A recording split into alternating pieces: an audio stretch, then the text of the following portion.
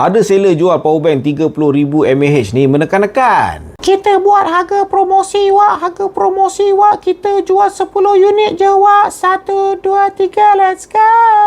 30,000 mAh kata dia. Boleh bagi tahu berapa persen bateri yang tinggal? Kabel pula dia bagi siap-siap 3 geng. Kabel-kabel ni kan, yang ini built-in terus dekat body tau. Satu kabel type A, macam biasa. Yang paling penting satu kabel type C. Tapi lepas tu kan aku dia beritahu kan, powerbank ni tak betul tu.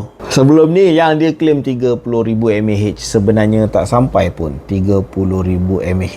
Siul betul lah. Hidup dah susah, beli barang boleh tercedok pula. Reviewer macam aku ni pun satu hal, main review nak kejar duit bukan nak kejar halal. Cilaka betul lah. Unit baru yang datang kat aku ni, aku tak pasti benda ni betul ke tak. Aku pun sebenarnya masih trauma lagi nak confirmkan benda ni betul ke tak 30,000 mAh.